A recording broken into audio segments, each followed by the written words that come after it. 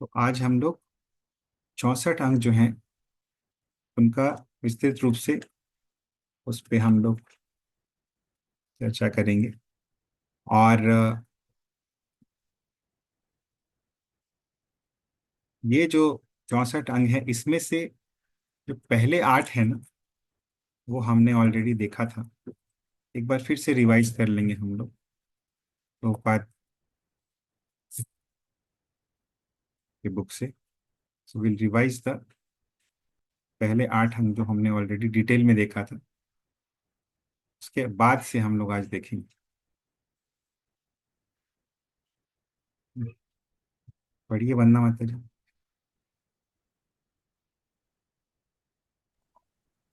भक्ति के अंगों के प्रमाण। सद्गुरु पादाश्रय। श्रीमद् भागवत 11:3-21 में प्रबुद्ध महाराज निमि से कहते हैं, हे राजन, निश्चित जानो कि प्राकृत जगत में लेश मात्र भी सुख नहीं है। इस दुखमय स्थान में सुख की प्रतीति भ्रम मात्र है। यथार्थ सुख का जिज्ञासु सद्गुरु को ढूंढे और दीक्षा के द्वारा उनका आश्रय ले।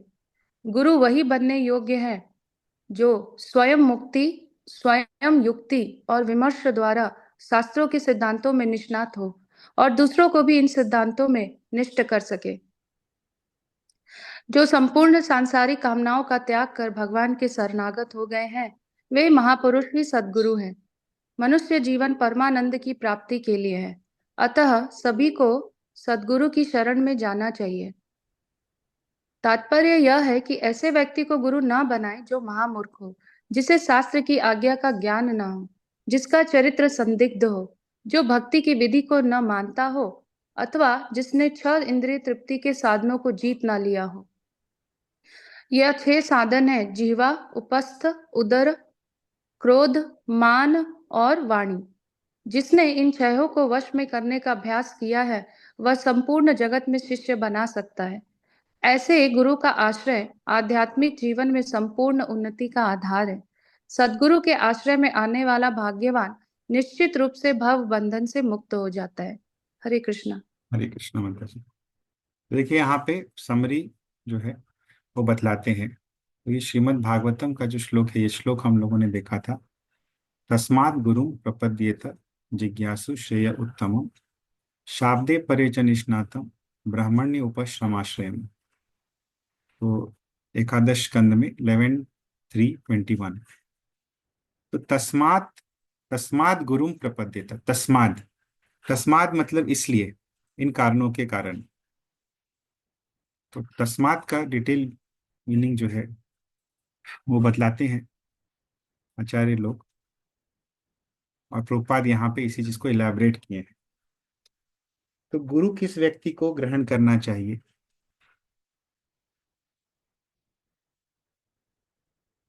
तो जो व्यक्ति ये जान चुका है, क्या बतला रहे हैं, जो व्यक्ति क्या जान चुका है?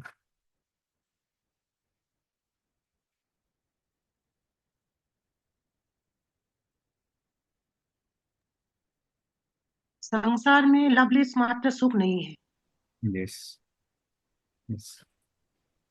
तो क्योंकि ये जो क्वालिफिकेशन है ना, जो यहाँ पे बता रहे हैं कि संसार में हल्का सा भी, लेश मात्र भी, यदि कोई सोचे कि नहीं थोड़ा सुख है, उसको भी निगेट करने के लिए बोलते हैं कि ये प्राकृतिक जगत में लेश मात्र भी सुख नहीं है। हम लोग का जो मिसकंसेप्शन है, बहुत बार हम लोग hope against, hopping against hope बोलते हैं इसको, कि आशा लगाए रखना।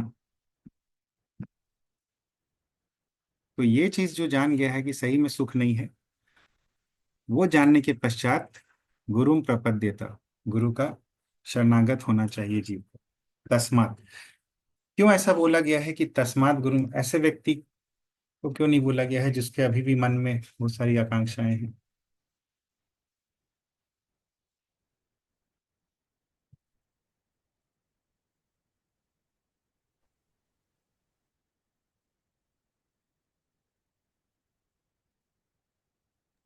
हरे कृष्ण प्रभु जी। अ, जिसको खुद के विश्वास नहीं है शास्त्रों के ऊपर, वो दूसरों को कैसे कन्विंस कर सकते हैं प्रमाण के साथ? नहीं, क्वेश्चन अलग है। और कोई आंसर?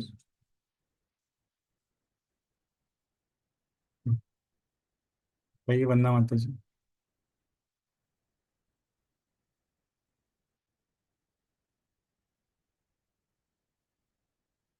हरे कृष्ण। प्रभु हरे जी। कृष्ण प्रभु जी, क्योंकि उनको गुरु और शास्त्र के प्रति विश्वास नहीं होता है। ठीक है, और सोचिए थोड़ा और बताइए आंसर।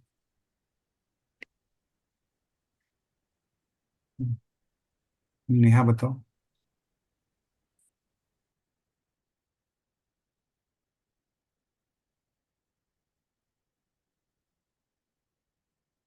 पापा बतलाइए।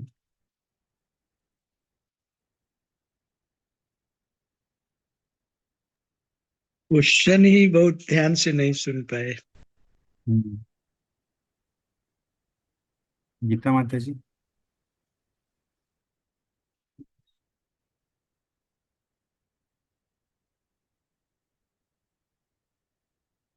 गीता माता जी आप हैं?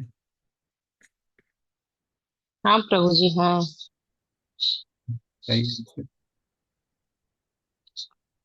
नहीं समझ में आ रहा प्रभु जी। क्वेश्चन क्या है वो पता है आपको? नहीं ठीक से तो नहीं हम भी समझे। प्रीति दीदी बताइए।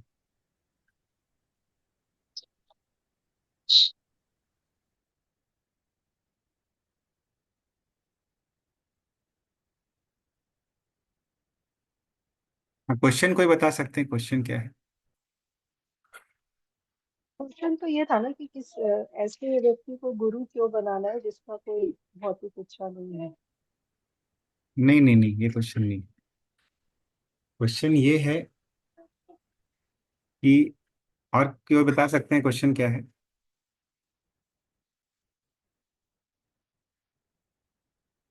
नहीं समझ में आया प्रभु जी क्वेश्चन। हरे कृष्ण प्रभु जी, क्वेश्चन ये था कि क्यों सबको त्याग करना है? जो बोनाफाइड गुरु है, भौतिक इच्छाओं को क्यों कम्प्लीटली त्याग करके ही गुरु बनना है, वो क्वेश्चन था, है ना प्रभु जी? नहीं नहीं, क्वेश्चन ये था कि देखिए, तस्मात् गुरुम प्रपद्येत, कि ऐसा व्यक्ति जो ये जान चुका है कि इस प्राकृतिक जगत में लेश मात्र भी सुख नहीं है, वो क्वालिफिकेशन क्यों है गुरु के पास जाने के लिए?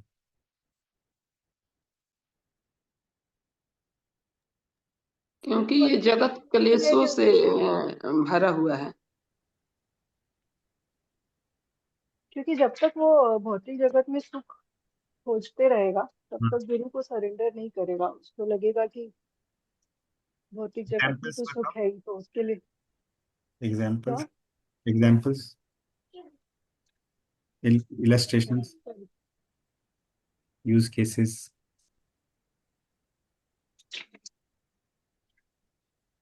उदाहरण के साथ बतलाइए फिर। सही है आंसर, यही रीजन है। का सीखो, लेकिन गुरु तो बनाया था, लेकिन अध्यात्म गुरु नहीं बनाया था। कि कुछ भी एग्जाम्पल अपने जीवन में, या कुछ एग्जाम्पल्स मतलब कि उदाहरण दे के इस चीज को समझाना है बस। इसमें किसी व्यक्ति विशेष का एक उदाहरण, बट कोई सिचुएशनल एग्जाम्पल भी बतला सकते हैं।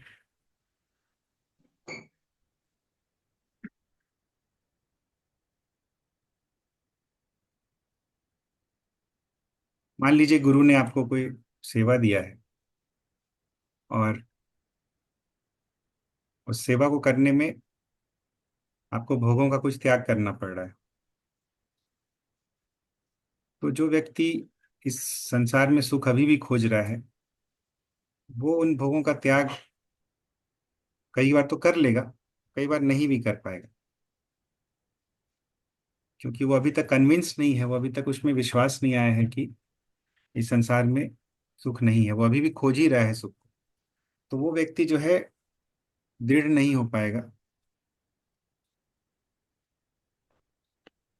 उसका डेविएशन होते रहेगा, इंस्ट्रक्शंस भी फॉलो नहीं कर पाएगा, क्योंकि उसका भी कन्विंसिंग, वो गुरु को सरेंडर नहीं कर पाएगा। तो इसीलिए ये चीज यहाँ पे है। डिटेल में कभी हम लोग ये श्लोक यदि भागवतम में देखेंगे तो उसमें है। हरे कृष्ण प्रभु जी, आप बोले कि उस व्यक्ति का होप रहता है हम्म। संसारिक वस्तु वस्तु के प्रति। इसका मतलब वो उसका बहुत ऑप्टिमिस्टिक व्यू रहता है, इसीलिए वो ये कर नहीं पाता है। इतना डर रहता है कि वो यही जो यहाँ लिखा हुआ है, सुख की प्रतीति भ्रम मात्र है, इसको भी वो सच समझने लगता है। हाँ, उसको मतलब वो ऑप्टिमिस्ट रहता है कि संसार में हम्म। सुख है, संसार में सुख है। तो जब तक हम लोग ऑप्टिमिस्ट रहेंगे कि इस संसार में सुख है, दो दो हम लोग बोल रहे हैं ऑप्टिमिज्म शब्द का प्रयोग कर रहे हैं, लेकिन ये hmm. Is not a good optimism. क्योंकि हम्म। ऑप्टिमिस्टिक रहने के कारण ही हम लोग बार बार संसार में आ रहे हैं ना। क्योंकि बार बार हम लोग को लग रहा है संसार में सुख है, भगवत धाम का हमें हमें विचार ही नहीं आ रहा है, मन संसार में ही लग रहा है। क्यों? क्योंकि हमारा ऑप्टिमिज्म जो है ये बना हुआ है। इस ऑप्टिमिज्म को हमें छोड़ना है, और इस वाली चीज में हम लोग को पेसिमिस्टिक रहना है कि भाई संसार में दुख ही दुख है, दुखालयम शाश्वतम। हम्म। और इस पेसिमिज्म से फायदा है, क्योंकि एक्सपेक्टेशन मैनेजमेंट कर देता है। जब हमारा एक्सपेक्टेशन ही नहीं रहेगा, प्रैक्टिकली भी देखा जाए तो काफी रेलिवेंट है ये पेसिमिज्म। लोग बोलेंगे कि अरे ये व्यक्ति तो पेसिमिस्ट हो गया, ये तो संसार में दुखी। ये नहीं कि दुखी रहना है, वो नहीं बोला जा रहा है, बस इस बात को जान लेना है कि दुख है। और सुखी कैसे रहेगा? वो भक्त जो है भगवान में मन लगा के सुखी रहेगा। तो ये चीज जो है भगवान इसीलिए बोलते हैं स्वचरणामृत दिया विषय भुलाई वो, कि ये जो विषय है उसका भूल जाता है वो, क्योंकि भगवान के चरण कमलों का आस्वादन करता है। तो नाम लेते हैं, गुरु जी देते हैं। तो ये जो चीज है, इस इसीलिए जरूरी है, क्योंकि हमारा यदि अभी भी आशा है कि हाँ भौतिक चीजों के माध्यम से हम लोग सुखी रहेंगे, तो फिर हम लोग सरेंडर नहीं हो पाएंगे। That will be the biggest obstacle for surrendering. फिर हम लोग नहीं ले पाते हैं। देखिए, बहुत सारा कंस्ट्रेंट आता है हमारे जीवन में। कंस्ट्रेंट आने का एकमात्र कारण यही है, फुल हार्टेडली सरेंडर नहीं होने का। जैसे गुरु ने मान लीजिए बोल दिया कि तुम ऐसे करो, नहीं कर पाएंगे यदि हमारा अटैचमेंट रहेगा। इसलिए गुरु भी अधिकारी देख कर ही इंस्ट्रक्शंस देते हैं। बहुत बार गुरु महाराज नहीं आपको इंस्ट्रक्शन देंगे, क्योंकि उनको पता है कि अभी वो अधिकार आपके अंदर आया नहीं है, you have not become eligible to really accept his instructions. तो वो इंस्ट्रक्शंस ही नहीं देते हैं, क्योंकि इंस्ट्रक्शंस देने से फिर अगर आप लोग नहीं मानेंगे, यदि हम लोग नहीं मानते तो अपराध हो जाएगा। इसीलिए वो इंस्ट्रक्शंस ही नहीं देते, क्योंकि इंस्ट्रक्शंस देंगे वैसा तो नहीं मानेंगे तो अपराध हो जाएगा। समझ में आया ना ये वाला पॉइंट? हाँ, हरे कृष्ण प्रभु जी। तो इसीलिए वो इंस्ट्रक्शंस लेने के लिए भी हमें एलिजिबिलिटी चाहिए कि हाँ सरेंडर है कि नहीं। या नहीं भी एलिजिबिलिटी है सरेंडर करने की, तो भी एटलीस्ट इंस्ट्रक्शंस को फॉलो करने से एबिलिटी भी आ जाता है। वो भी एक तरीका है सोचने का इसको। लेकिन ऐसा नहीं कि हाँ ये इंस्ट्रक्शन दिया और फिर हम लोग उसमें ना नुकुर कर रहे हैं कि हाँ ऐसे होगा तो ऐसे दिक्कत होगा, ये होगा वो होगा। तो ये चीज जरूरी है। हाँ, ये पहला पॉइंट था। दूसरा पॉइंट एक्चुअली डिस्कस कर चुके हैं श्लोक हम लोग, थोड़ा फिर से एक बार डिस्कस कर ले रहे हैं। गुरु का क्वालिफिकेशन क्या है,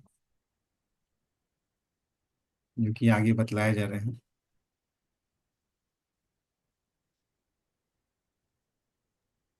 गुरु परंपरा धारा से रहना चाहिए गुरु को। संसारिक कामनाओं का त्याग कर भगवान के जो शरणागत हैं, वही गुरु का मतलब गुण है, वही सदगुरु है। और इसके आगे और भी बहुत सारे गुण लिखे हुए हैं। मुझे बाचो बेगम जी वो भी ये वाला point। हाँ, छह छह जो चीजों पर कंट्रोल कर लिया। हम्म। हम्म। राइट। उदर जीभ, ये सब जो है। तो गुरु नहीं बनाना चाहिए।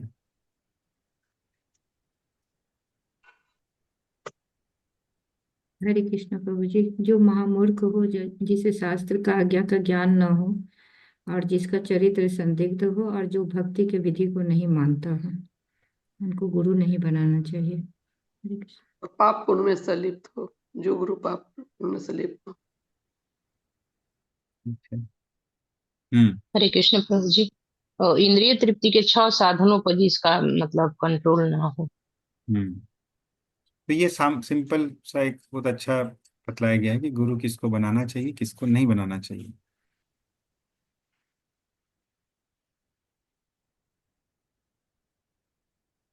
और सेकंड जो अंग है, ये हम लोग ऑलरेडी डिस्कस किए थे इसके श्लोक इत्यादि। सेकंड जो है वो पढ़िए अनुशा माता जी। हरे कृष्ण प्रभु जी, धन्यवाद। गुरु से कृष्ण दीक्षा तथा भक्ति का उपदेश ग्रहण। प्रबुद्ध मुनि ने राजा से आगे कहा, हे राजन, शिष्य गुरु को केवल गुरु ही नहीं समझे, वर्ण वरण उन्हें श्री भगवान और परमात्मा का रूप समझना चाहिए। भाव यह है कि शिष्य गुरु को भगवान का रूप समझे, क्योंकि वे श्री कृष्ण के ब्रह्म प्रकाश है। बाह्य बाह्य सभी शास्त्र ब्रह्म प्रकाश है। बाह्य सभी बाह्य बाह्य प्रकाश है। सभी शास्त्रों से यह प्रमाणित है कि शिष्य गुरु को इसी रूप में माने। गुरुदेव के लिए पूर्ण श्रद्धा और आदर भाव के साथ श्रीमद् भागवत का गंभीर अध्ययन करना चाहिए। श्रीमद् भागवत का श्रवण कीर्तन वह धर्म पथ है जिससे साधक भगवत सेवा और भगवत प्रेम तक उन्नति करता है। शिष्य का भाव सदा यही होना चाहिए कि गुरुदेव प्रसन्न हो, तब उसके लिए आत्मविद्या बड़ी सुगम हो जाएगी। वेदों में इसका समर्थन है और रूप गोस्वामी आगे बताएंगे कि भगवान और गुरु में अनन्य श्रद्धालु के लिए संपूर्ण तत्व अपने आप स्फुरित हो जाता है। गुरु से कृष्ण दीक्षा तथा भक्ति का उपदेश ग्रहण। हरे कृष्ण। हरे एक कृष्ण। तो पहला जो पॉइंट था भक्ति का पहला अंग, उसका नाम क्या था? गुरुपादाश्रय तस्मो। और ये पॉइंट क्या है? कृष्ण दीक्षा आदि शिक्षणम। कृष्ण दीक्षा आदि शिक्षणम। तो कृष्ण दीक्षा आदि शिक्षणम, तो इस संबंध में जो श्लोक है देख लेते हैं एक बार। तो ये हमने देखा था, तस्मात् गुरुं प्रपद्येत जिज्ञासु श्रेय उत्तमम शाब्दे परिचय निष्णातम ब्रह्मण्य उपश्रमाश्रयम। शाब्दे, शब्द ब्रह्म और पर ब्रह्म दोनों में निष्णात होना चाहिए। शाब्दे और परे ब्राह्मणी, शब्द ब्राह्मणी, शाब्दे ब्राह्मणी और परे ब्राह्मणी दोनों में निष्णात होना चाहिए, एक्सपर्ट होना चाहिए गुरु को। शब्द ब्रह्म यानी कि जो लिटरेचर्स हैं भक्ति के, शब्द ब्रह्म। पर ब्रह्म यानी कि जो भगवान है, पर ब्रह्म, या जो डिवोशनल सर्विसेज की एक्टिविटीज, पर ब्रह्म। अथ श्री कृष्ण दीक्षा आदि शिक्षणम, तो ये उसी स्कंद से है, उसी के नेक्स्ट श्लोक है। गुरुपादाश्रय का जो कोट किया गया है उसी का नेक्स्ट श्लोक है 11:3:22। तत्र भागवतान धर्मान शिक्षेद गुरुवात्म दैवतः अमायया नुवृत्त्या यैस तुष्येद आत्माद मदो हरि। तो यदि कोई, प्रभुपाद यहाँ पे बतलाते हैं कि गुरु जो है क्या करते हैं, वो शिष्य को शिक्षा देते हैं, और शिष्य जो क्या करता है वो गुरु को प्रसन्न करता है। तो गुरु जब प्रसन्न करता है तो उसके लिए भक्ति में प्रगति करना बहुत ही आसान हो जाता है। तो अपने आप अनन्य श्रद्धालु जो रहता है, संपूर्ण तत्व अपने आप स्फुरित हो जाता है उसके हृदय में। उसको बहुत ज्यादा एफर्ट्स नहीं करना पड़ता है, तत्व जो है अपने आप उसके हृदय में उदित हो जाता है। ये बहुत ही सिंपल तरीका है। ऐसा नहीं कि हम लोग अपने बलबूते पे ये कर पा रहे हैं, ये अपने आप हो रहा है, स्फुरित हो जाता है। तो यही चीज, क्योंकि क्यों हो जाता है ये अपने आप स्फुरित, क्योंकि ये कृष्ण प्रेम जो है ये कृष्ण की इच्छा से, कृष्ण की ही अनुकंपा से, कृपा से मिलता है। और कृष्ण कृपा तभी करते हैं जब वो देखते हैं कि ये जो व्यक्ति है इसने अपने गुरु और वैष्णवों को प्रसन्न रखा। तो ये चीज यहाँ पे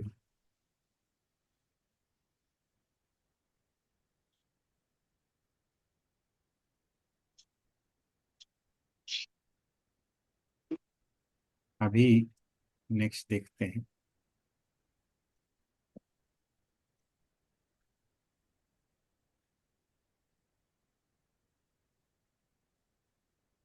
तीसरा वाला अंग जो है,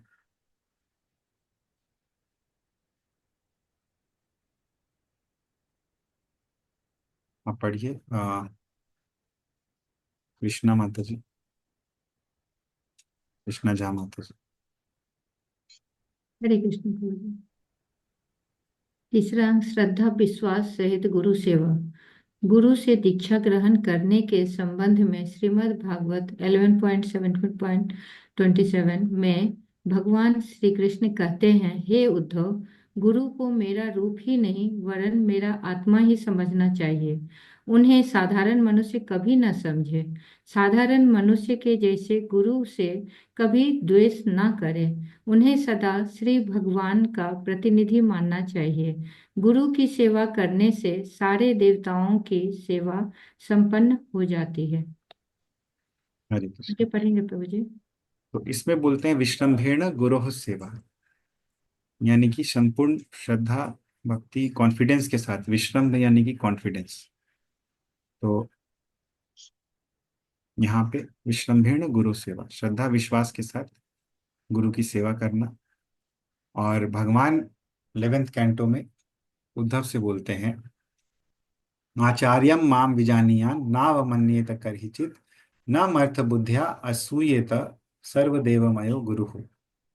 तो माम आचार्यम विजानीयान, मुझको आचार्य मानकर ऐसा जानो कि आचार्य जो है मेरा ही स्वरूप है। तो ये जानो कि मैं ही आचार्य के रूप में आ रहा हूं। और इसीलिए करहिचित ना अवमान्येत, अवमानना कभी ना करें, उनका अवज्ञा कभी ना करें, डिसरेस्पेक्ट कभी ना करें।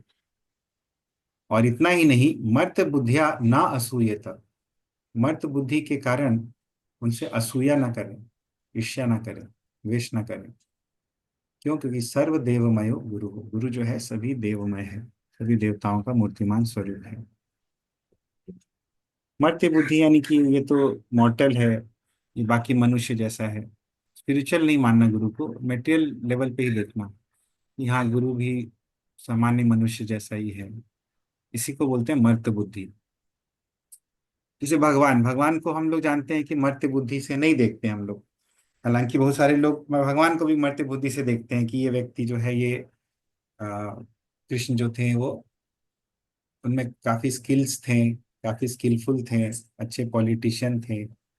ऐसे करके उनको समझते हैं कि नॉर्मल व्यक्ति थे, लेकिन उनमें कुछ क्वालिटीज थी जो बाकी लोगों से स्पेशल थी। तो ये नहीं है एक्चुअली। भगवान का तो स्वरूप ही दिव्य है, उनका तो कुछ कंपेयर करने लायक ही नहीं है भौतिक जगत से, किसी व्यक्ति विशेष तो दूर की बात है। उसी प्रकार गुरु भी जो है नहीं कंपेयर कर सकते हम लोग मर्त्य बुद्धि लगा के कि हाँ ये बाकी मनुष्यों जैसे हैं। वैसा नहीं सोचना चाहिए, क्योंकि जैसे ही हम लोग समझते हैं बाकी मनुष्य जैसे हैं तो हमें असूया हो सकती है, द्वेष हो सकता है। अरे इनको इतना सम्मान मिल रहा है, मुझे क्यों नहीं मिल रहा है? इनको इतना फैसिलिटी मिल रहा है, मुझे क्यों नहीं मिल रहा है? क्योंकि वो डिफरेंशियल ट्रीटमेंट जब देखते हैं तो असूया हो सकती है, द्वेष हो सकता है।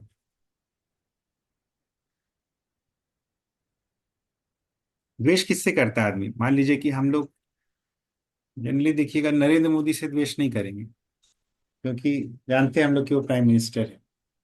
द्वेष उससे करता है व्यक्ति जिसको अपने लेवल का समझता है। ये द्वेष का साइकोलॉजी है। तो अपने लेवल पे जब हम लोग किसी को लेते आते हैं, फिर हम लोग कंपेयर करने लगते हैं कि हाँ ये व्यक्ति तो मेरे साथ ही पढ़ा था, ये व्यक्ति तो मेरा बैचमेट है, ये व्यक्ति तो मेरे ही अपार्टमेंट में रहता है, ये मेरे बगल में रहता है। तो ये जब कंपैरिजन तब आता है जब इक्वालिटी आती है। तो मर्त्य बुद्धि लगा देते हैं तो इक्वालिटी आ जाती है। और जब स्पिरिचुअल प्लेटफॉर्म पे रखते हैं हम लोग गुरु को, तो फिर ये क्वालिटी नहीं आती। पहले से ही पता रहता है कि नहीं इनका तो लेवल ही अलग है, इनसे हमें कंपेयर भी नहीं करना है, कंपेयर नहीं होगा तो द्वेष भी नहीं होगा।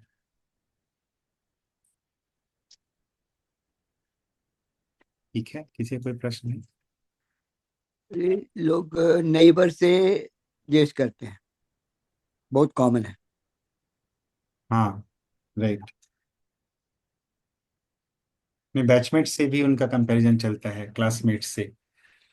सेम बैच ऑफ इंजीनियरिंग है, सेम बैच ऑफ एमबीए है, तो देखेंगे कि ये व्यक्ति कहाँ चला गया, मैं किधर हूँ।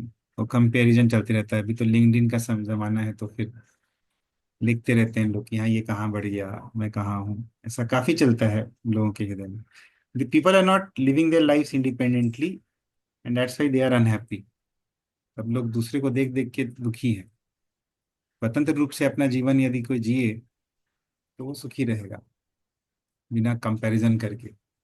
देखिए अभी आज से 30 साल पहले लोगों के पास अपनी कार्स नहीं थी ज्यादा, कुछ ही गिने चुने लोगों के पास कार्स रहती थी, और वो भी बहुत ही बेसिक कार रहता था, जिसमें कि बहुत बार एसी भी नहीं रहता था। अभी क्या है कि सभी चीजें आ गई हैं, कार में बहुत सारी फैसिलिटी आ गई है, लेकिन और छोटी कार्स रहती थी लोगों के पास, जनरली बड़ी कार्स बहुत नहीं रहती थी। मारुति 800, ऑल्टो, ये सब। फिर धीरे धीरे लोगों के पास ज्यादा पैसा आने लगा, क्योंकि ग्लोबलाइजेशन हो गया, विदेशी पैसा भारत में आने लगा, तो सबके पास पैसा बढ़ गया, लोगों के पास standard of living, material standard of living बढ़ा, कार्स बड़ी बड़ी आने लगी, बड़ी बड़ी और भी चीजें आने लगी। तो अभी सामान्य कार है, जो कि आज से 30 साल पहले बहुत ही बड़ी चीज मानी जाती, तो वो भी अभी वैल्यू नहीं है, जबकि उसमें सभी फैसिलिटीज हैं। क्यों? क्योंकि कंपैरिजन है कि इस व्यक्ति के पास ये है। तो ये जो एब्सोल्यूट लेवल पे हम लोग जीवन नहीं जीते हैं, उसके कारण बहुत ही क्लेश में रहते हैं।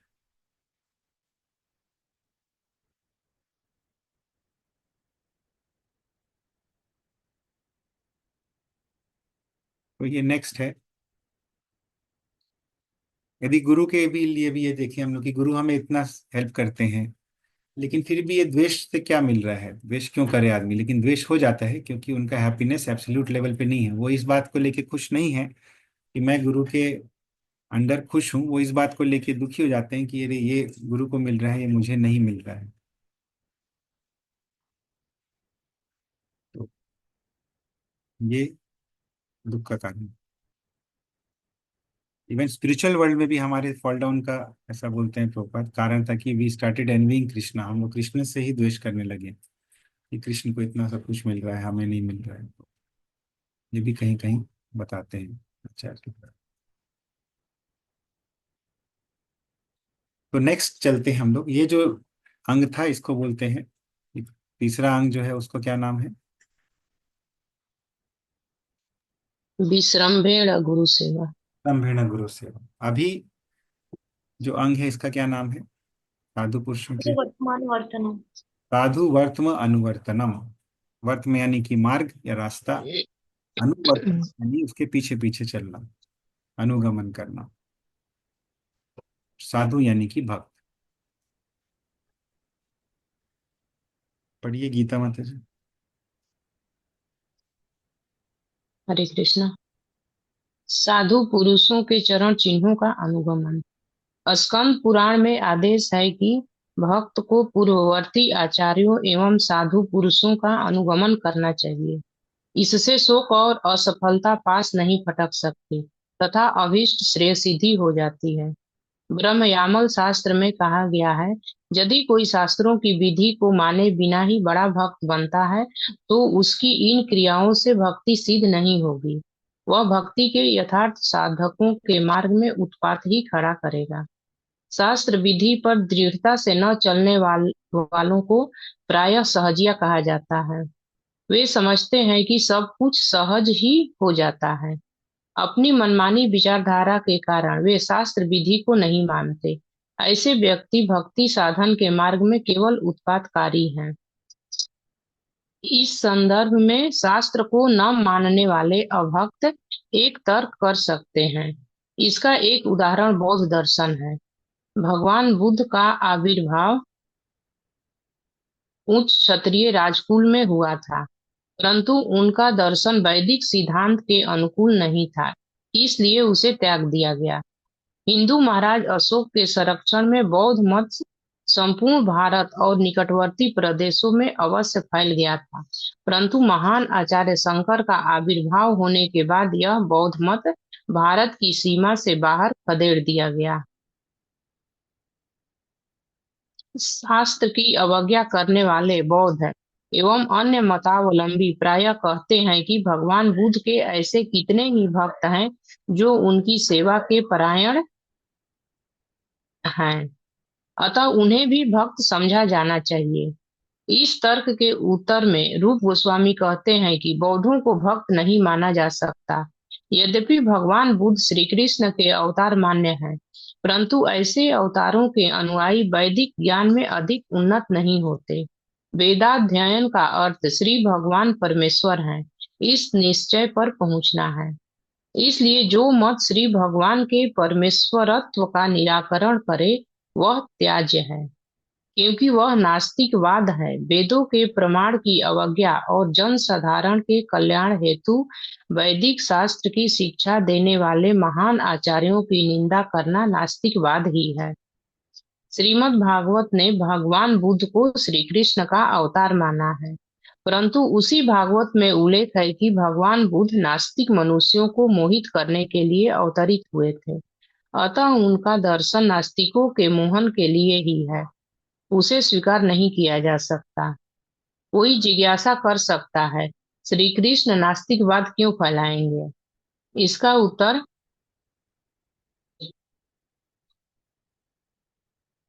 इसका उत्तर यह है कि श्री भगवान की इच्छा थी कि वेदों के नाम पर उस समय चल रही हिंसा को रोका जाए। धर्मध्वजी लोग मांसाहार जैसी हिंसक क्रियाओं के लिए वेदों का दुरुपयोग कर रहे थे। ऐसे समय में पतित लोगों को वेदों की ऐसी भ्रांत व्याख्या से बचाने के लिए भगवान बुद्ध आए। भगवान बुद्ध ने नास्तिकों के लिए नास्तिकवाद का उपदेश इसलिए किया जिससे वे उनका अनुगमन करें और इस प्रकार युक्ति से उनकी अर्थात श्री कृष्ण की भक्ति के परायण हो जाएं। सद्धर्म की जिज्ञासा। नारदीय पुराण। हरे कृष्ण।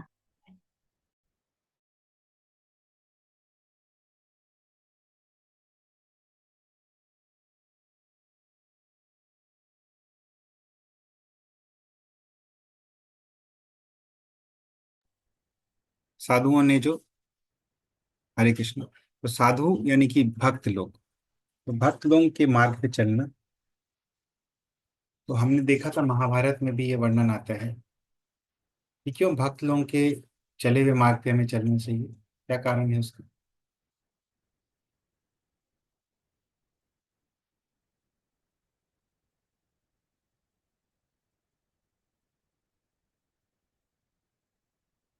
क्योंकि भक्त लोग शास्त्र अनुसार चलते हैं।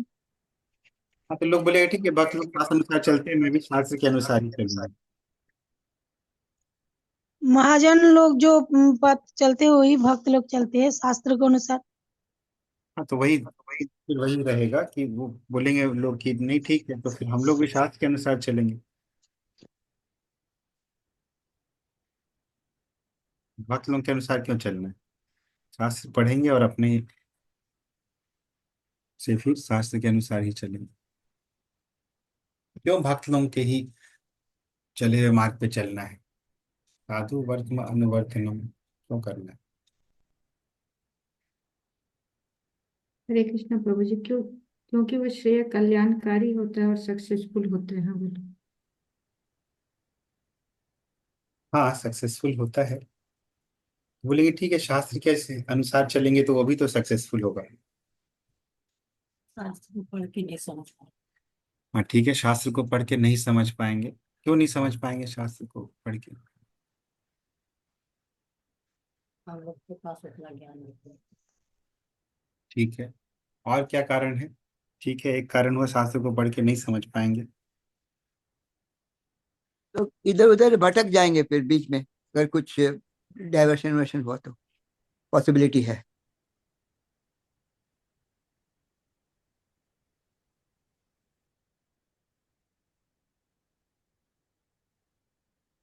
हाँ कृष्णा माता जी, आप जो बता रहे थे ना उसी का पहला पार्ट जो है वो बताइएगा, तो उसमें आंसर है। श्लोक का दूसरा पार्ट जो बता रहे थे, पहला पार्ट में आंसर है। जी प्रभु जी, मतलब जो शास्त्र विधि को छोड़ करके अपनी इच्छा के अनुसार मनमाने ढंग से करता है उसे सिद्धि नहीं मिलती है और ना सुख मिलता है, परम गति भी नहीं प्राप्त होता है। हाँ, ये कहाँ पे लिखा हुआ है।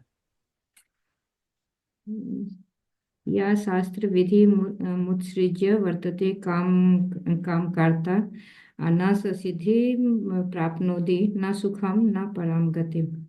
Yes, very important shloka. 1623। हाँ, यह शास्त्र विधि उत्सृज्य, जो व्यक्ति शास्त्र की विधि को छोड़ देता है और वर्तते काम कारता, और अपने अनुसार काम करता है, स सिद्धिम न अवाप्नोति, उस वो व्यक्ति सिद्धि को नहीं प्राप्त करता है, न सुखम न पराम गति, वो न सुख को प्राप्त करता है और न अल्टीमेट डेस्टिनेशन जो है उसको प्राप्त करता है। तो यहाँ पे तो ये नहीं बोल रहा हूँ, क्वेश्चन ये नहीं है कि शास्त्र का पालन नहीं करना है। व्यक्ति शास्त्र का पालन कर रहा है, लेकिन साधु यानी भक्त लोग जिस मार्ग पे चले उस मार्ग को एग्जैक्टली फॉलो नहीं कर रहा है। हाँ, यदि उसका इंटरप्रिटेशन है कि उस मार्ग पे चलना है तो ठीक है, नहीं तो उसका इंटरप्रिटेशन साथ पढ़ के कुछ और यदि आ रहा है तो वैसा कर रहा है, तो वो तो शास्त्र विधि को उत्सृज्य यानी कि त्याग नहीं रहा है वो। तो फिर कैसे है, क्या प्रॉब्लम है? ये तो शास्त्र विधि को त्यागने वालों की बात की जा रही है, उनके लिए तो कोई होप नहीं है, वो होपलेस केस है वो सब। अपने मनमानी तरीके से जीवन जीना, तो उसके लिए तो सिद्धि नहीं मिलेगी, सफलता नहीं मिलेगी, ना सुख मिलेगा, ना अल्टीमेट जो डेस्टिनेशन है वो मिलेगा। भक्तों के, तो इसका श्लोक जो है कृष्णा रुक्मिणी माता जी आप जो बता रहे थे उसी के पहले भाग में है। ये वाला जो श्लोक, ये महाजनो ये गतसु पंथा का स्टार्टिंग जो है, तर्को प्रतिष्ठा श्रुतियो विभिन्ना नैको मुनि जैसे बचा प्रमाण, ये श्रुति भी अलग अलग चीजें कहती है। तो अगर हम महापुरुष के बताए हुए मार्ग पे नहीं चलेंगे तो कंफ्यूज हो जाएंगे। ये एक पॉइंट हुआ कि ऐसा कुछ श्रुतियां अलग अलग चीज कहती है, श्रुतियों विभिन्ना, श्रुतियां अलग अलग चीज बताती है। फिर और क्या पॉइंट्स हैं? ये तो एक पॉइंट हुआ इस श्लोक में, और इस श्लोक में और भी पॉइंट्स हैं। कि कोई ऐसा एक ऋषि नहीं है जिसका कि मत को प्रमाण के तौर पे लिया जा सके।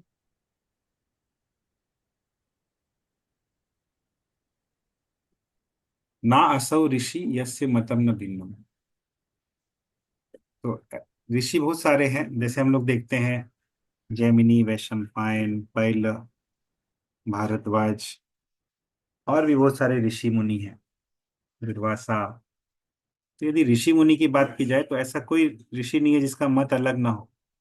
सभी ऋषि मुनि ने अलग अलग ग्रंथ लिखे हैं जिसमें अलग अलग डेविएशंस हैं, डेविएशंस यानी वेरिएशंस हैं, और उनके मत भी कुछ कुछ अलग अलग हैं। तो इसीलिए यदि ऋषियों के द्वारा लिखे गए अलग अलग ग्रंथों की बात की जाए तो उनका मत अलग अलग है। फिर तीसरा,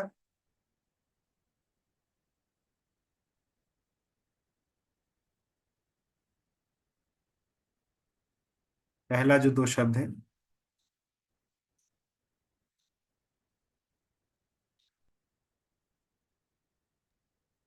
धर्मस्य तत्वं निहितं गुहायां। पहला दो शब्द महाजन होगा तो उसे महाजन, तो जो पहला महाजन है एकादश महाजन, जो प्रामाणिक महाजन है उनसे दो उनका शब्द, और तीसरा कारण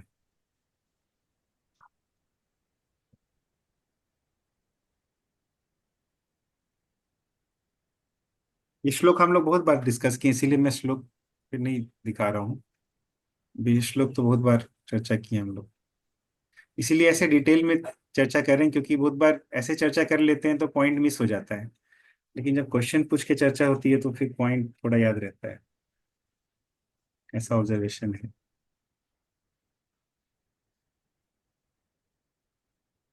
पहला दो शब्द क्या है नियम श्लोक का?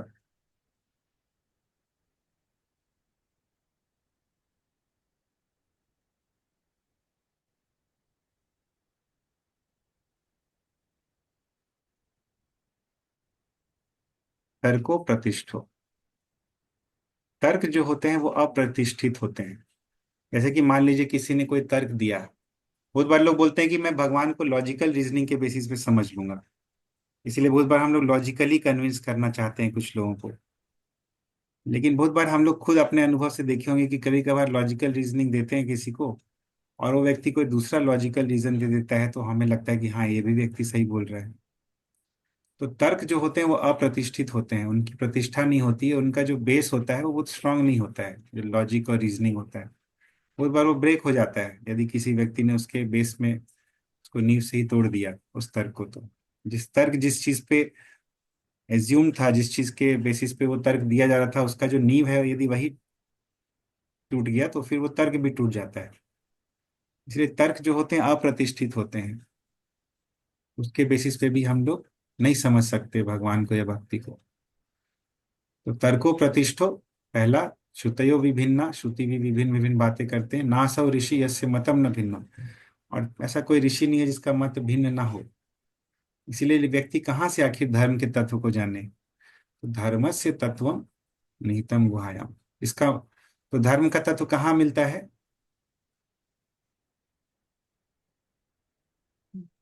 शास्त्र से। फिर आप शास्त्र पे आ गए, फिर शास्त्र वाले ही तो पॉइंट हम लोग देख रहे हैं तब से। गुरु से मिलते हैं ना, जो धर्म भगवान जो दिए हैं ये शास्त्र धर्म है। लोक में क्या बोला जा रहा है, धर्म का तत्व कहाँ है? धर्मस्य तत्वं निहितं गुहायां। हाँ मतलब वेद में है धर्म का धर्म का शास्त्र। जो तत्व है वह निहित है गुहाया, गुहाय में। क्या है गुरु?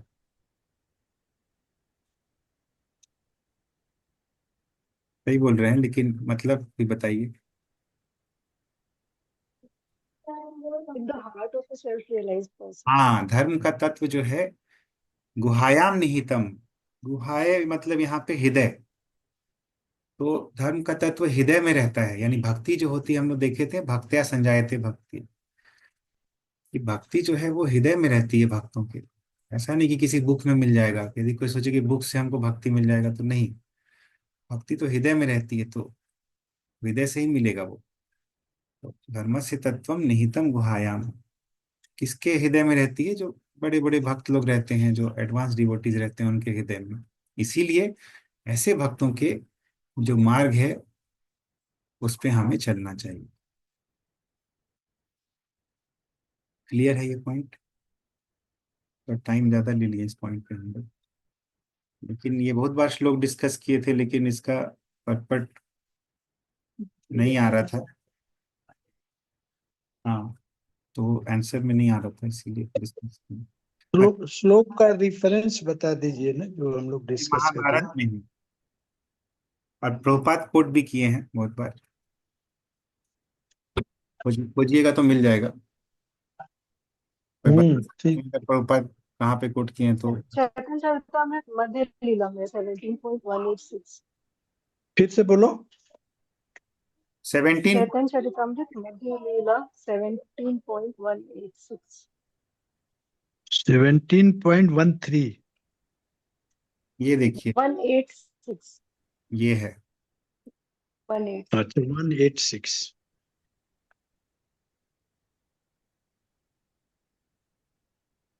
मीनिंग भी देख लेते हैं। चैतन्य महाप्रभु ने बोला, ड्राई आर्गुमेंट्स आर इनकंक्लूसिव। पहला चीज, तर्क जो है वो अप्रतिष्ठित है। फिर दूसरा चीज वो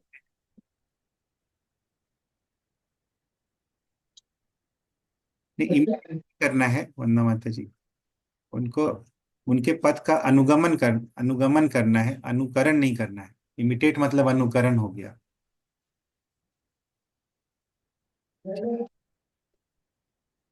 और अनुगमन जो है वो अलग हो गया। तो तर्क अप्रतिष्ठित, ड्राई आर्गुमेंट्स आर इनकंक्लूसिव। फिर श्रुतयो विभिन्ना, इन वेदास विच आर वेराइगेटेड, विभिन्न होते हैं। नासौ ऋषि यस्य मतम न भिन्नम, a great personality's opinion does not differ from others is not considered a great sin. उसको जब तक मुनि नहीं मानते हैं, जब तक उसका मत भिन्न नहीं, उसको ऋषि नहीं मानते हैं जब तक उसका मत अलग नहीं होता है। जैसे आजकल रिसर्च पेपर्स होते हैं ना, तो तब तक आपका थीसिस नहीं माना जाएगा जब तक उस थीसिस में कुछ नया नहीं है। तो उसी तरह से धर्मस्य तत्वम निहितम गुहायाम, गुहायाम निहितम, heart of a realize person, वहां पे निहित होता है धर्म का तत्व। ये महाभारत वन पर्व 313 117, इसमें है ये श्लोक। महाप्रभु इसको कोट कर रहे हैं, बहुत इंपॉर्टेंट है ये श्लोक। प्रभुपाद बहुत बार ये बोलते हैं, महाजनों ये न गता स पंथ, बहुत बार ये बोलते हैं। इसलिए महाजन जिस मार्ग से गए हैं वही हमारा मार्ग है।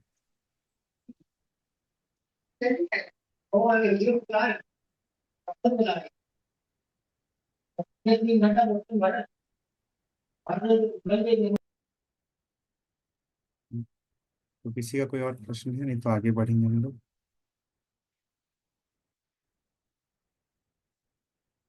ठीक है, तो अभी चलेंगे हम लोग नेक्स्ट पॉइंट पे। ये पांचवा है, ये पढ़िए पापा। हरे कृष्ण। सद्धर्म की जिज्ञासा। नारदीय पुराण में कहा है, जो भक्ति का यथार्थ अभिलाषी है उसे सर्वहित तत्काल सिद्ध हो जाते हैं।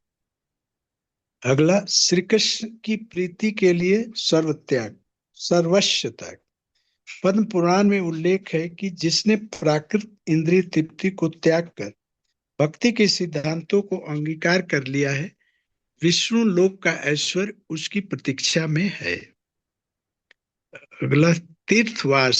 स्कंद पुराण में कथन है कि जो 1 वर्ष 6 मास, 1 मास अथवा 1 पक्ष के लिए भी द्वारिका में निवास करता है, उसका वर्ण करने के लिए वैकुंठ धाम और सारूप्य मोक्ष आतुर रहते हैं। ब्रह्म पुराण के अनुसार ओहो भगवान जगन्नाथ के इस 10 योजन व्यापी पुरुषोत्तम क्षेत्र का महात्म मन वाणी के अगोचर कैसा अद्भुत है। ब्रह्म पुराण के अनुसार ओहो भगवान के 10 भगवान जगन्नाथ के 10 योजन व्यापी पुरुष क्षेत्र का महात्म मन वाणी के अगोचर कैसा अद्भुत है। स्वर्गीय देवता भी यहाँ के निवासियों को चतुर्भुज देखते हैं। नैमिषारण्य के ऋषि सत्र में सूत गोस्वामी श्रीमद् भागवत की कथा कह रहे थे। वहां गंगा का महत्व इस प्रकार है। इस प्रकार है, गंगा का जल भगवान श्री कृष्ण के चरण कमलों में अर्पित तुलसी की सौरभ से मिश्रित रहता है। यह गंगा जल निरंतर कृष्ण की पावन कीर्ति प्रचारित कर रहा है। जहां जहां यह प्रवाहित होता है वहां सब कुछ बाहर भीतर से शुद्ध हो जाता है। हरे कृष्ण। हरे कृष्ण। 1 मिनट।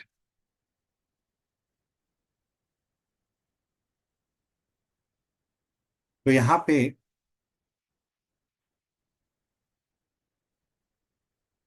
सद्धर्म पृच्छा, ये जो अंग है ये यहाँ पे बोला गया है सद्धर्म पृच्छा।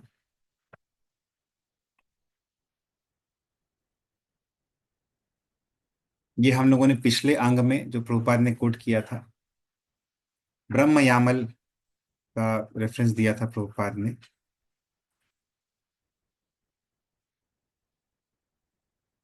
श्रुति स्मृति पुराण आदि पंचरात्र विधि बिना एकांतिकी हरि भक्ति उत्पाताय एवं कल्पते। यदि कोई एकांतिकी हरि भक्ति कर रहा है मनमाने तरीके से, श्रुति स्मृति पुराण आदि ये शास्त्र विधि उत्सृज्य जो है यहाँ पे एप्लीकेबल है, बोला श्लोक।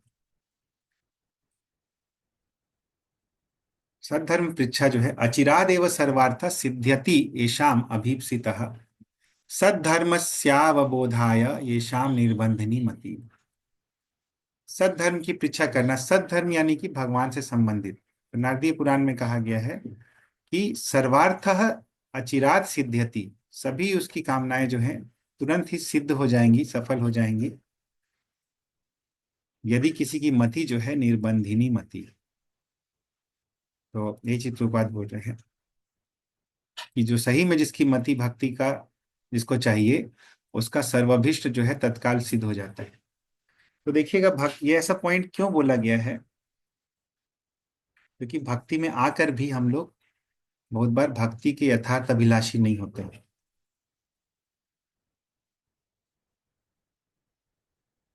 भक्ति में आके भी हम लोग भक्ति के यथार्थ अभिलाषी नहीं होते हैं। क्यों ऐसा बोला गया है? हम लोग किस, क्या है इसका मतलब?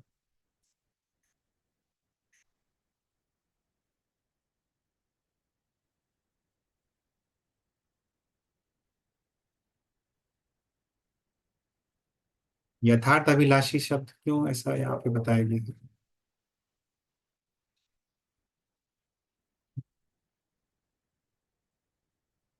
क्योंकि भक्ति में आकर भी बहुत सारे और भी डिजायर्स एसोसिएटेड रहते हैं, जिसको हम लोग भक्ति का नाम देके करते हैं। बहुत बार हो सकता है कि हम लोग भक्ति का कोई अंग कर रहे हैं, लेकिन उसके पीछे हमारा मोटिवेशन अलग है। एग्जाम्पल्स बताइए।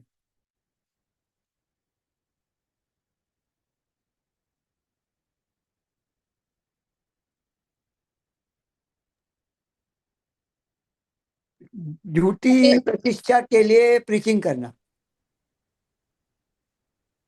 प्रतिष्ठा के लिए, झूठी नहीं, प्रतिष्ठा के लिए। इलेबरेट कीजिए फिर फिर मान लीजिए कि कोई इज गुड स्पोक, मैंने अच्छे से लेक्चर दे सकता है मान लीजिए, तो वो चाहता है कि अपना मेरा प्रतिष्ठा होते रहे बराबर, इसी के लिए वो कर रहा है, ना कि इसके लिए, भक्ति के लिए कर रहा है। Right, very good point. और एग्जाम्पल्स बताइए।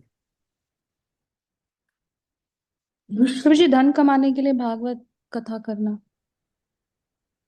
ठीक है, ये तो लेकिन बहुत ही ग्रॉस है, ये तो तुरंत दिख जाता है। मान मान सम्मान के लिए दान देना, जैसे दान दे करके अपने को महसूस करना कि हमने दान दिया इतना। भक्ति का अंग नहीं है एक्चुअली 64 अंगों में से। ठीक है, लेकिन दान देना, दान देने से भक्ति ऐसा कुछ कोरिलेशन बहुत स्ट्रांग कहीं नहीं देखा मैंने। से अपना इंद्र तृप्ति के लिए, जैसे खाने का मैंने बहुत अच्छा लगता है तो उसको आप बना बना के बराबर ऑफर करना भगवान को। ये ये भी है। ठीक है, भगवान को तो ऑफर करते हैं मंदिर में भी। हाँ, लेकिन इंटेंशन अलग होना चाहिए, राइट?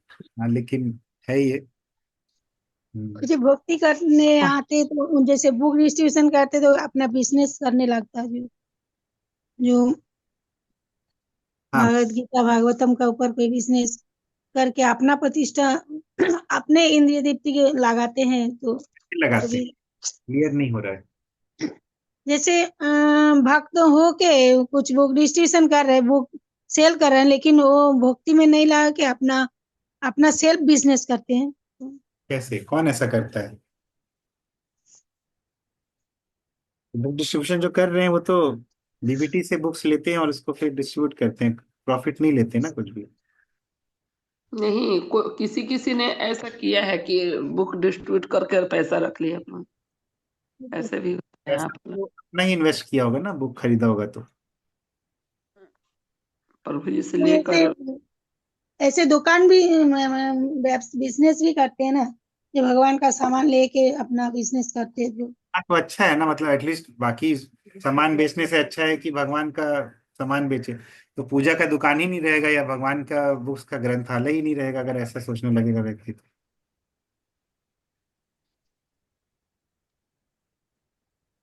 तो बुक का मामले में ऐसा कभी होता है कि अगर वो मान ऐसा ना करे, बिजनेस नहीं करे, यदि मान लीजिए कि बुक्स का दुकान ना लगाए इस तरह से, तब तो फिर रिलीजियस बुक्स का तो स्टॉल्स ही नहीं रहेगा कहीं, या तो पब्लिशर ही नहीं मिलेगा फिर।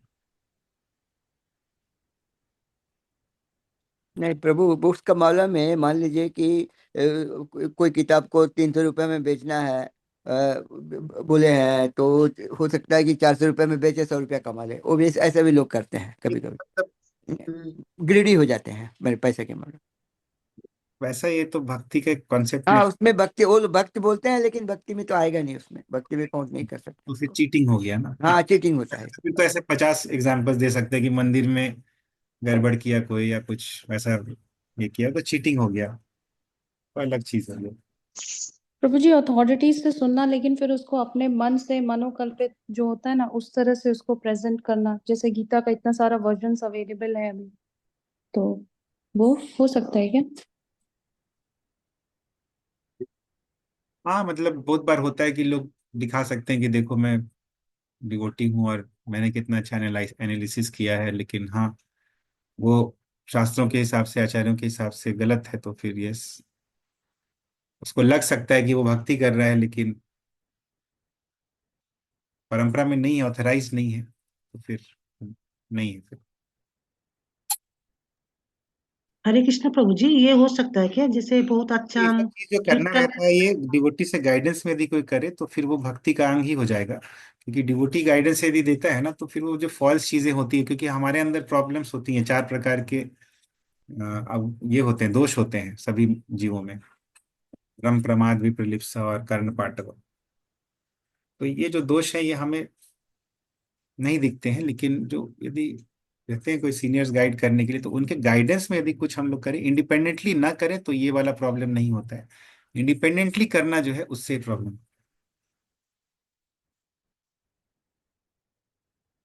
हाँ बोलिए मालती माता जी।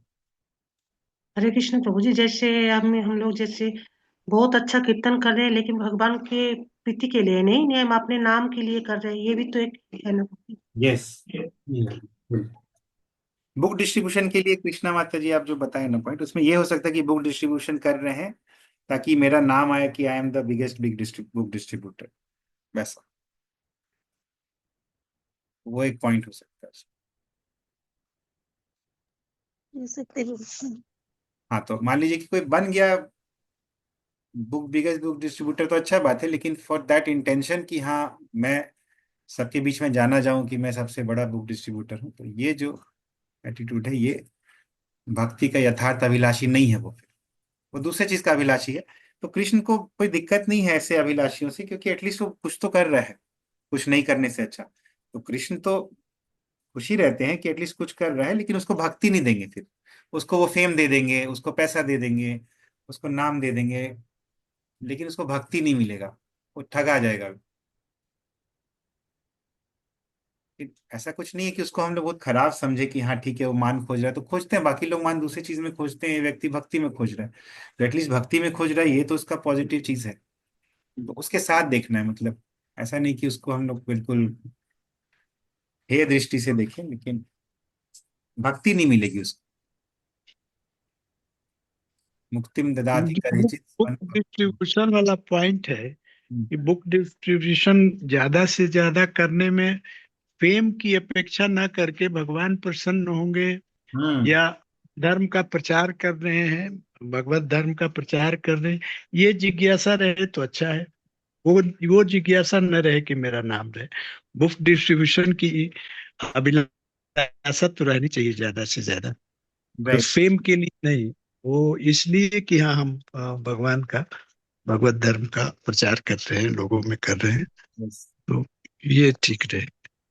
इवन दान वाला जो पॉइंट आपने बोला था, एक्चुअली वो दान वाला भी, अगर सोच रहा था मैं कि दान वाला भी एक्चुअली सही है। मान लीजिए मंदिर में दान किया किसी ने, और वो हाँ तो प्रतिष्ठा हाँ, के लिए करते हैं लोग, नाम लिखवाने के लिए हाँ, 1 लाख 1 रुपया, इस तरह का दिमाग में रहता है कि हमारा राइट राइट। कमो बेश ये होता भी है, यस देखते हैं मंदिरों में कि ज्यादा दान देने वाले या ज्यादा मतलब वो करने वाले लोगों की थोड़ी प्रतिष्ठा मिलती ही है आगे आगे। Right right. हम तो वो वाला भी वो पॉइंट, दृश्य होना बहुत चाहिए। बार लोग को ये लगेगा कि भाई देखो मेरा कितना नाम हो रहा है, सभी डिवोटी जान गए हैं कि मैं कितना बड़ा डोनेशन देने वाला हूँ, लेकिन फिर उसको फेम मिल जाता है। ऑफ कोर्स भगवान के लिए दान कर रहा है तो अच्छी बात है, बहुत ही अच्छा है, भगवान खुश भी होते हैं, उसको बहुत कुछ देते भी हैं, जितना दान देता है उससे कहीं ज्यादा उसको रिटर्न कर देते हैं, लेकिन भक्ति नहीं मिल पाती, प्रॉब्लम ये हो जाती वो जी जो पैसा कमाते कथा करके, गान जैसे गान कीर्तन करके है। पैसा लेते हैं, भिक्षा लेते हैं, वो हम्म। की भक्ति में आते हैं। भगवान का गाना गाते हैं लेकिन पैसा कमाते हैं, ये देखिए, अब मांगते हैं। जो नाम ले रहे हैं तो ऑफ कोर्स भक्ति तो हो रही है उनसे भी, लेकिन चूंकि उनको पैसा मिल जा रहा है, तो अगर पैसा उनका मूल लक्ष्य है, लेकिन दो तरीके से ये हो सकता है, बिल्कुल ब्लैक एंड व्हाइट में ये नहीं होता है। बहुत बार जरूरत होती है जीविका उपार्जन के लिए लोगों को, अभी वही स्किल ही है उनके पास, वही कला ही है, तो क्या करेंगे। तो फिर उस समय भगवान, उनका जो मनोभाव है उस पर डिपेंड करता है ये चीज। यदि उनका मनोभाव ये है कि देखिए भगवान, मेरे पास यही स्किल है और मैं क्या करूं फिर? और मुझे आप ही के कथा में ही रुचि है और मैं यही करना चाहता हूँ। तो यदि वो अपनी जीविकोपार्जन के लिए नॉमिनल कुछ ये ले भी रहा है, तो फिर भगवान समझते हैं उसके मनोभाव को, और भगवान को पता है। ऐसा वो डिमांड नहीं कर रहा है, उसको दान मिल जा रहा है तो अच्छा है। जैसे कि हम ही लोग गए थे अभी वृंदावन, तो वहां पे प्रभु जी थे, वो हर जगह ले जाके हम लोग को कथा बतला रहे थे, उस स्थान का महात्म्य बतला रहे थे। तो ऑफ कोर्स उनका जब दिन भर का टाइम दे रहे हैं, एक हफ्ते तक वो हमें, इसी तरह और भी ग्रुप्स आते होंगे तो देते होंगे, तो वो भगवान की कथा बतला के, उनके पास अभी बचा कहाँ कोई समय अपने खर्चे के लिए और कमाने कमाने के लिए। तो उनको यदि भक्त लोग नहीं दान देंगे तो फिर उनका कैसे चलेगा? लेकिन हाँ, वो भगवान का कार्य करे। अगर नॉर्मल जो यदि वो जॉब करते, उससे तो बेटर है कि भगवान का गुणगान कर रहे हैं, और उनका एक्चुअली किसी से डिमांड नहीं कर रहे हैं कि मुझे पैसा चाहिए, बस करते जा रहे हैं। तो ऐसे केसेस में कोई उससे भक्ति का नुकसान नहीं हो रहा है। कोई कोई कथाकार होता है बाबूजी, पहले डिमांड रहता है हाँ, तो मेरे को उस इतना चाहिए, तब हम मैं कथा बोल रहा करने हूँ जाएंगे उसे। मैं बोल रहा हूँ ये सब चीज जो है ब्लैक एंड व्हाइट में नहीं है, शेड्स ऑफ ग्रे इसमें। इसमें ऐसे साफ सुथरा हम लोग नहीं बोल सकते हैं कि ये गलत है कि सही। डिपेंड करता है उसका मनोभाव क्या है, उसकी मनोवृत्ति क्या है। भक्ति तो मन में है, किसी को पता नहीं है क्या दिख रहा है और क्या हो रहा है अंदर। तो ठीक है, कोई बुरा भी नहीं है, वो भक्ति के कार्य कर रहा है तो कुछ ना कुछ सुकृति भी मिल रही है। लेकिन हाँ, भक्ति नहीं मिल रही है, बस यही बोला गया है। अभी नेक्स्ट पॉइंट पे चलते हैं। कृष्णार्थे भोग आदि त्यागो। कृष्ण के लिए भोग आदि त्याग करना। एकादशी के दिन देखिए, जैसे भोग त्याग किया, या भगवान के लिए हमने कुछ रेस्ट्रिक्शंस डाल दिए अपने नॉर्मल इसमें। तो ये जो है, ये भी भक्ति का एक अंग है। हरिम उद्देश्य भोगानी काले त्यक्त तस्तव विष्णु लोक स्थिता संपद अलोला सा प्रतीक्षते। हरिम उद्देश्य, भगवान को उद्देश्य करके, भगवान के लिए बेसिकली, भोगानी त्यक्तवतः, यदि कोई भोगों को त्याग देता है तो तब ऐसे लोगों का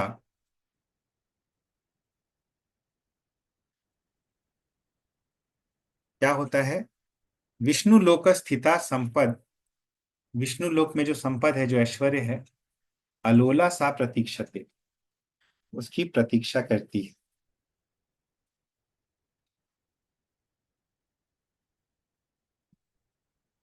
अलोला मतलब, एक मिनट, इसका मैं टीका से फिर देखना पड़ेगा, अलोला मतलब क्या है।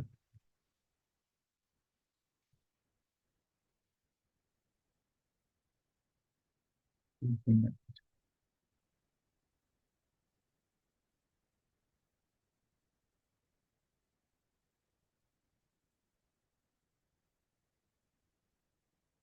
हाँ, अलोला। हाँ, अलोला यहाँ पे बोला जा रहा है इसके लिए। हाँ, विष्णु लोक स्थिता संपद, विष्णु लोक स्थिता अलोला संपद। विष्णु लोक में जो स्थित स्थित संपद है, ऐश्वर्य है, वो अलोला होती है, वो चंचल नहीं होती है। जैसे भौतिक जगत में स्थित संपत्ति जो है, लक्ष्मी जो होती है, भौतिक जगत में चंचला होती है। आज किसी के पास है, कल किसी के पास नहीं है, लक्ष्मी को चंचला भी बोला जाता है। लेकिन विष्णु लोक में स्थित जो संपद होती है, वो अलोला होती है, वो चंचल नहीं होती, वो परमानेंट होती है। किसी के पास है वहां पे तो परमानेंटली है। ऐसा नहीं कि आज राजा है कल रंक बन गया। तो वही अलोला संपत्ति जो है, वो उसकी प्रतीक्षा करती है। ठीक है। तो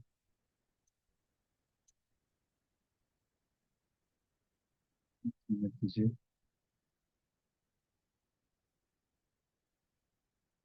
हम्म।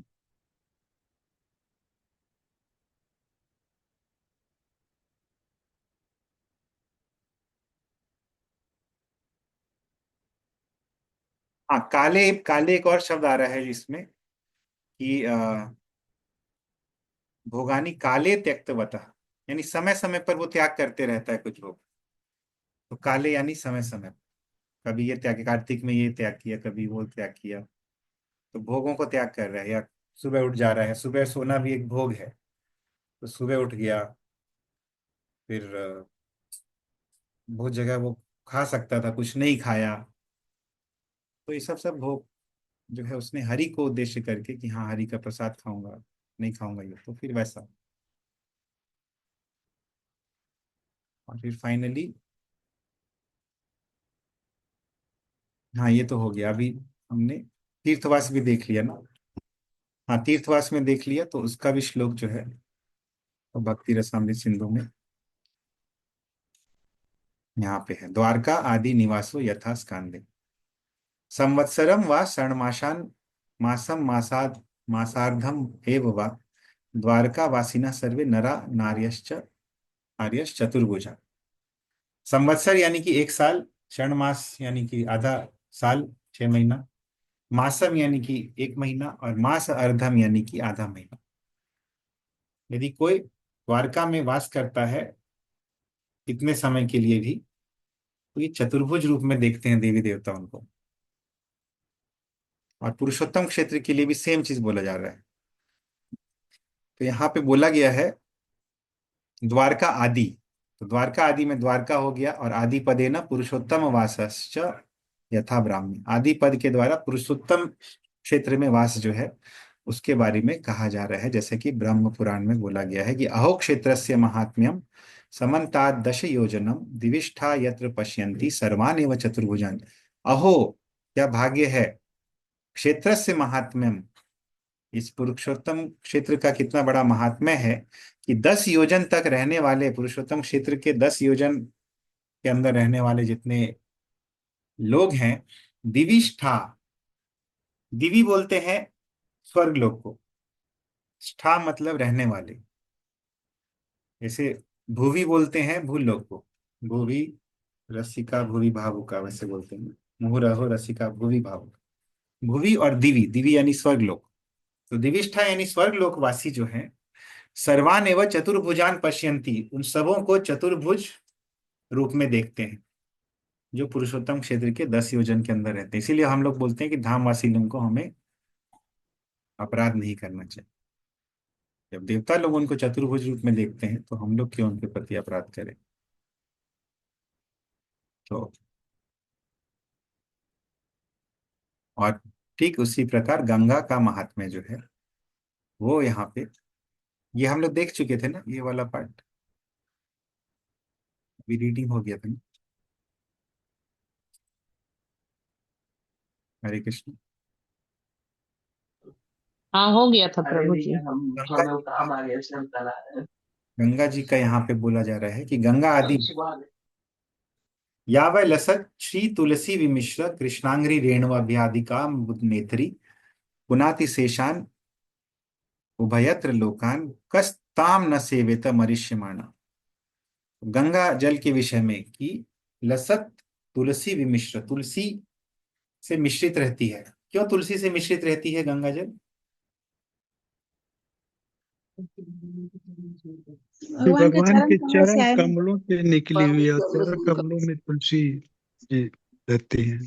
राइट, तो चरण कमलों में तुलसी जी रहती है, इसीलिए चूंकि चरण चरणामृत है, तो इसीलिए अवश्य तुलसी जी के इससे मिश्रित है गंगा जल। तो या वही रसत श्री तुलसी विमिश्र कृष्णांग्री रेणु अभियाधिक अम्बुनेत्री। कृष्ण अंग्री रेणु मतलब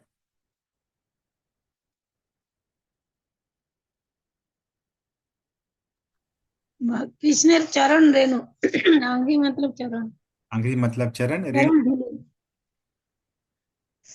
रेणु मतलब धूल। हाँ, तो कृष्ण के चरण की धूल भी है उसमें, पराग, धूल, यहाँ पे पराग शब्द का प्रयोग कर सकते हैं हम लोग रेणु के लिए। हाँ, तो ऐसा जो है, जो गंगा जल है तुलसी से मिश्रित है, कृष्ण के चरण कमलों के पराग से मिश्रित है, तो ये गंगा जल जो है बोलते हैं पुनाति शेषान उभयत्र लोकान। तो ये जो गंगा जल क्या करती है, पुनाति शेषान उभयत्र लोकान।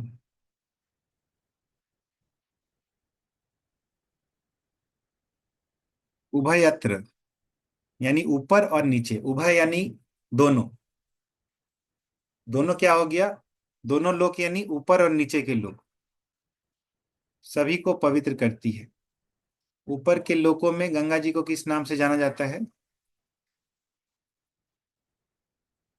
मंदाकिनी, और नीचे के लोकों में पृथ्वी में गंगा, और नीचे पाताल लोकों में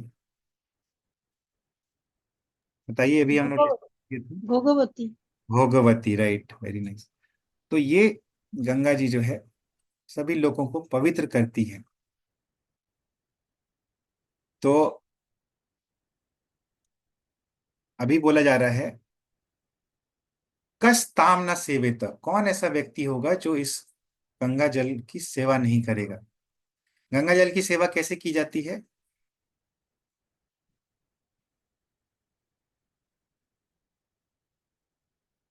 गंगा में गंगा जल में स्नान। नहा के, स्नान करके, यस, गंगा जल में नहा के, और पान गंगा करके, जल पी करके, पान पान पा के, करके, पान करके, पान करके। गंगा जल को पीकर, यस, गंगा जल अपने सर के ऊपर छीट कर, हाँ, छीट कर, हाँ। अशुद्ध सब जगह अशुद्ध है तो जल शुद्ध को करने भगवान के की लिए। सेवा में लगाकर, यस, गंगा जल को भगवान की सेवा में लगाकर, इस प्रकार से गंगा जल की सेवा कर सकते हैं हम लोग। अच्छा, तो सेवा कैसे करेंगे भगवान का सेवा गंगा जल से? आप जो शंख में जल डालते हैं उसमें गंगा जल डाल दीजिए। अच्छा। हाँ, जो शंख से जब हम लोग जल भगवान को ऑफर करते हैं ना, गंगा जल से सेवा कर सकते हैं, बहुत प्रसन्न होते हैं भगवान। अद्वैताचार्य ने गंगा जल ऑफर करके, तुलसी जी ऑफर करके महाप्रभु को प्रकट कर दिया, भगवान को प्रकट कर दिया, साक्षात कृष्ण को प्रकट कर दिया। तो कस ताम न सेवेत मरिष्यमाना, कौन ऐसा मरिष्यमान है, म्रियमान है, मरण जिसको मिलना ही है, वैसा व्यक्ति, मरने वाला कौन सा ऐसा व्यक्ति है जो ऐसे गंगा जल की सेवा नहीं करेगा। हाँ, एक और पॉइंट छूट गया, कृष्णांग्री रेणु अभ्याधिकाम्बु नेत्री, अभी अधिका अंबु नेत्री। तो गंगा जी के लिए एक विशेषण का प्रयोग कर रहे हैं, अंबु नेत्री। अंबु किसको बोलते हैं, जल को, पानी को, जल, पानी को, यस, इसीलिए अंबुज भी बोलते हैं हम लोग, पद्म कमल, फूल। और अम्बुद बोलते हैं बादल को। तो अंबु नेत्री यानी सभी जलों से श्रेष्ठ है। से नेता होता है ना, नेता का जो स्त्रीलिंग शब्द है वो है नेत्री, अंबु नेत्री। पानी का सभी पानियों में जो सबसे श्रेष्ठ है वो है गंगा जल, अंबु नेत्री। ठीक है, तो यहां तक हम लोग आज देखें, कितने अंग आज हम लोग कवर किए, रिपीट किए एक्चुअली, 7 अंक प्रभु जी। 7 ना, हाँ, 7। 7। तीर्थवास वाले अंग में ही गंगा जल का भी महात्म्य है, द्वारका का भी, और पुरुषोत्तम क्षेत्र का भी। ठीक है, रिपीट करने में कोई दिक्कत नहीं, जब तक हम लोग आस्वादन कर पा रहे हैं उस चीज का, और उससे नया नया मीनिंग्स हम लोग को समझ में आ रहा है बार बार चरवन करने से। जैसे भौतिक जगत में पुनः पुनः चर्वित चरवणाना, बार बार चबाए हुए को चबाना। जैसे गन्ना का एग्जाम्पल दिया जाता है, बार बार उसको जितना बार डाला जाता है मशीन में उतना उससे कुछ निकलता नहीं है। तो भौतिक जगत का सुख वैसा है, लेकिन आध्यात्मिक जगत का सुख हम लोग एक्सपीरियंस कर सकते हैं जब इस प्रकार हम लोग इन श्लोकों पे चर्चा करते हैं, बार बार जब चर्वन करते हैं तो और अधिक रस मिलता है, और अधिक आस्वादन होता है, ऐसा नहीं लगता कि रिपीटेड है, बोर हो रहे हैं। तो ये डिफरेंस है भौतिक सुख और आध्यात्मिक सुख में, थोड़ा एक्सपीरियंस हम लोग को इस तरह से मिलता है।